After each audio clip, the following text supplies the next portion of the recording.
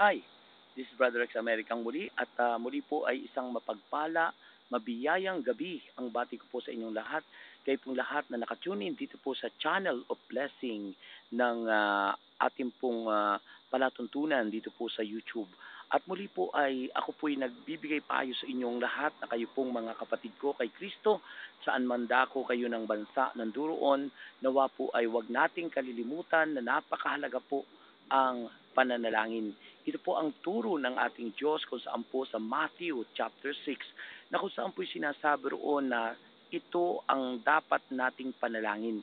Sinasabi nga sa turo ng Panginoon na tayo po'y manalangin addressed to the Father in the name of Jesus Christ of Nazareth. Kaya po muli po na nandirito ako sa garden ng bahay ng ating minamahal na punong lingkod na kung saan po dito po sa Ayala, Alabang City. At nais ko pong i-share sa inyo ang pagpapala at himala ng Diyos na kung saan po mula po sa Amerika ang ating minamahal na punong lingkod ay ako po'y siyang unang-una na naging duty dito po sa kanyang lugar. Kung saan po ay na-receive po natin ang pinaka-blessing ng Diyos, yung pong anointing na binibigay ng Panginoon. Tandaan po natin, anointing is the Holy Spirit Himself. Ang banal na Espiritu Santo ang siyang anointing na tinatawag po at siya po mismo ang siyang kapangyarihan nating lahat. Tulad po ng sinasabi ng banal na kasulatan sa Acts chapter 1 verse 8 at sabi po roon, and you shall receive power when the Holy Spirit comes upon you. At tunay pong napakalaga sa buhay po natin ang banal na Espiritu Santo na siya po ang nagtuturo sa atin sa lahat ng bagay, sa lahat po ng ating mga kailangan sa buhay at maging sa ating pong pang-araw-araw na buhay. Kaya po siya ang napakalaga.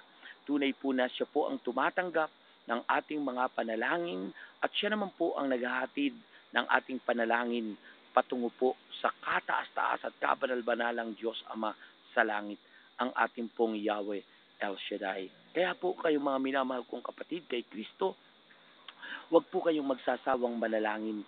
Huwag po kayong magsasawang dumulog sa Panginoon, lalong-lalo na po na nalalapit na ang pagbabalik ng ating Panginoon Kristo. Sabi nga po, pray without ceasing o walang humpay na panalangin.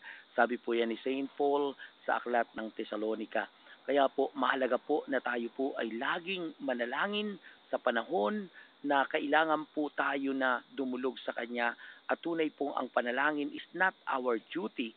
Tandaan po natin, it is our life. Ang pananalangin po ay ating buhay.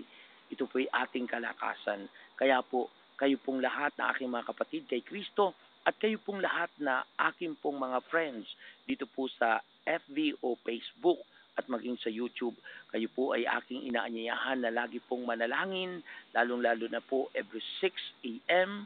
in the morning, 6 p.m. in the evening, at maging 12 midnight. Yan po ang ating mga covenant prayer na kung saan po ipinapanalangin po natin ang lahat ng mga mananampalataya ng Diyos. Kaya tandaan po natin, ang panalangin po ay ating kalakasan, ang panalangin po ay ating oxygen sa ating buhay, ang pananalangin po ay ating pong kapangyarihan.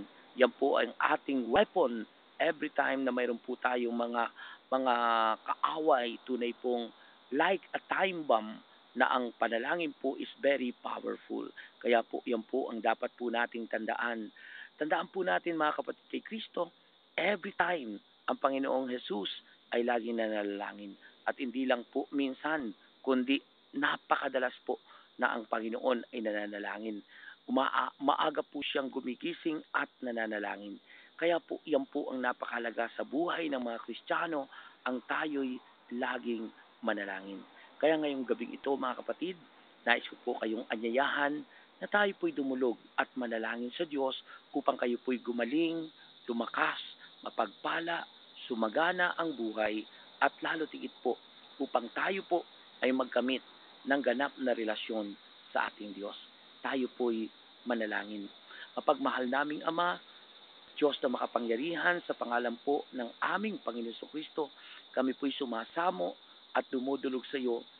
Ikaw po ang aming pag-asa, ang aming kalakasan, ang aming kailangan sa araw-araw. At dalangin ko po, Ama, na pagpalain mo ang mga kapatid ko, O Diyos. Pagpalain mo silang aking mga kaibigan at aking mga kapatid sa pananampalataya. Dumaloy po nawa ang iyong himala ng biyaya, ng pagpapala, ng kagalingan, O Diyos, kasaganaan sa buhay. At dalangin ko, Panginoon, na nawa po'y maranasan po namin lagi ang iyong biyaya ng iyong mga pangako sa buhay ng bawat isa sa amin. O Diyos, dalangin ko po na balutin mo kami ng iyong banal na dugo. Itago mo kami lagi sa iyong likuran at pagpalain mo ang aming mga hanap buhay, aming po mga negosyo, ang lahat-lahat ng mga kapatid ko, Panginoon, ang kanilang mga pamilya, at ang kanila, Panginoong mga tahanan, lalo tigit, O Diyos, ang kanilang mga mahal sa buhay. Pagpalain mo po sila, O Diyos, at inaangkin ko na po ang ganap na kagalingan, kalakasan, biyaya at pagpapala sa pangalan ni Jesus na aming Panginoon. Amen at amen. At muli po, ito po si Brother X America nagsasabing, if God is for us, who can be against us? And just commit to the Lord whatever you do, and your plans will succeed. Tandaan po natin, ang aking pong email address, resamerica@yahoo.com.ph o kaya po, kung kayo po'y nais magpatotoo o magbigay ng mensahe dito po sa palatuntunang ito, ang ating pong isa pang email address ay takeoverholyspirit@gmail.com. God bless you po and bye-bye. Amen.